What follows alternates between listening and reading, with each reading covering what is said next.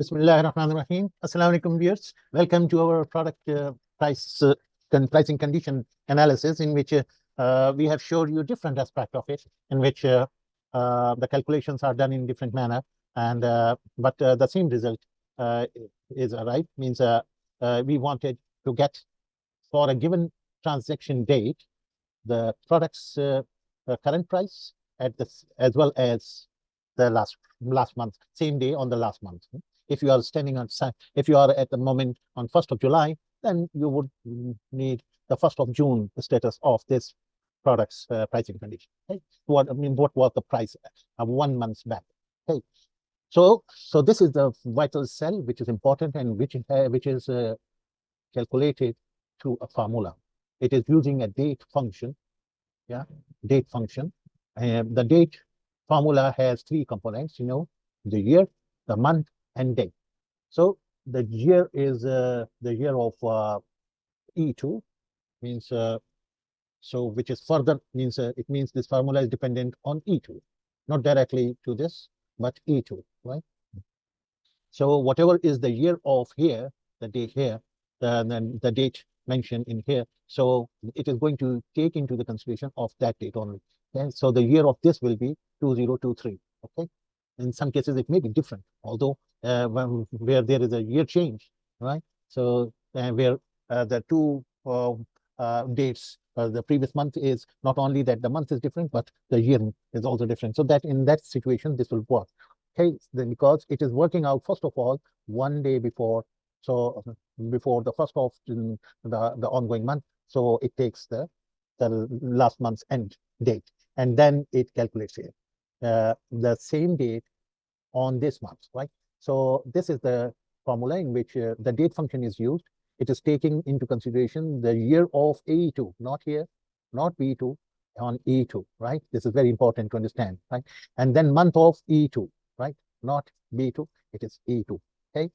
And then the day, for the days we are catering such a date. For example, if the ongoing month has 31 days, so it should not make the 31 of the previous day, because June is of only 30 days. There is no 31 date in the June.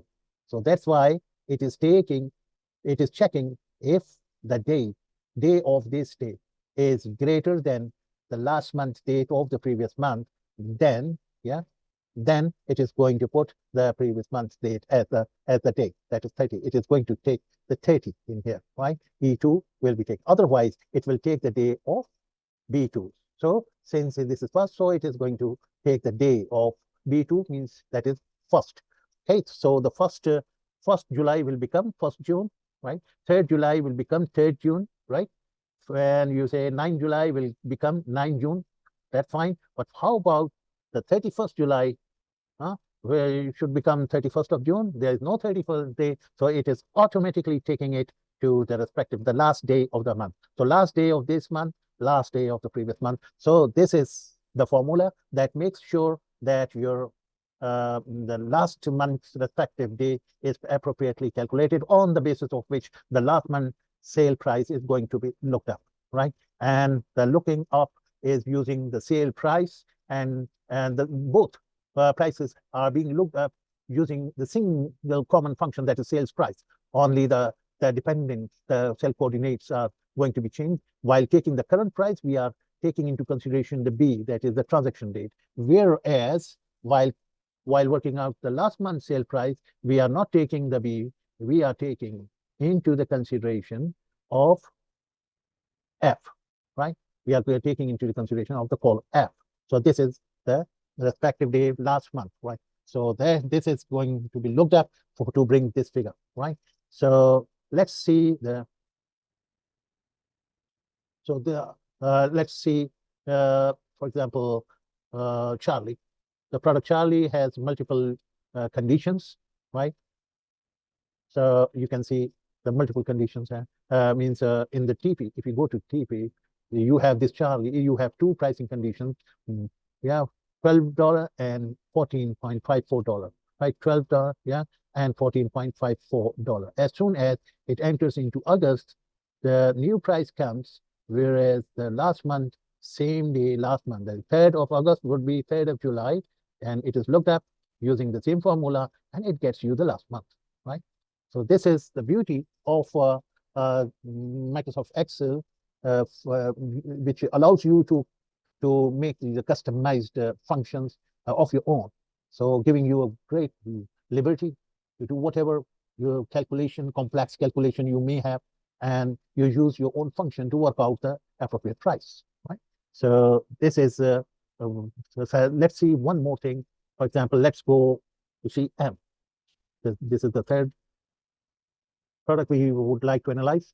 So what is M? Let's see. It is M has two prices. One is $12.53, and the other later on in December, it is $13.39. Okay, so 1st of July has it started from the 1st of July, right? So 1st of July. So 1st of July. So since nothing was in the June, that's why it's all blank. But you do have the $12.58 as the current price. But later on, when you enter into the December, since the last one is here, so as soon as you enter into the December, it works out the current price at 13 point, because since 1st of December, the prices are changed. So 13.92. You can see 13 point, yeah, this is 13.392, right? Okay, from 1st of December onwards. So you can see the 13.392, and whereas the previous month date is properly calculated, it is taking 31 on the basis of 31 days. There can't be a 31 November, so it is taking the last day of the month. So it is taking since it is the last day of December, so it is taking the last day of November and working out the previous date, and that is working. Okay. So I hope you enjoyed this analysis, and this in which we learned a lot of things. Min-if and the other form of the min-if. Min-ifs is in the later versions of the Excel, whereas before 2016, if you are still working on those, so you can still use the formula, but you have to use the array function here with the min and this and right, okay, in which you enter the condition that what are these conditions, and then it will calculate for you the right date, right? And this is how it is done. And another thing is that writing the code will give you there's another way we explain to you that if you do not want to write any formula in here, you can straight away click this button. This writes the formula and vanishes it. So the formula goes away, and the figures are placed for you. And that is that's how the file size is. That's the advantage, that in a very economical way or use of memory, you can achieve the desired solution without wasting unnecessary space. But sometimes, you have to use this approach in which you make your own user-defined functions, and that gives you liberty to make the complex calculations, and in which you have to give only the basis on which the calculations are made. Then you in the VBA function, you write the pseudocode, the algorithm to calculate. In the end, it comes up with what you are desiring the output. So this is the sale price. So sale price is being worked out, and in the end, the sale price is returned, and this is applied to entire row. It means each time when you write a formula, the same function is executed,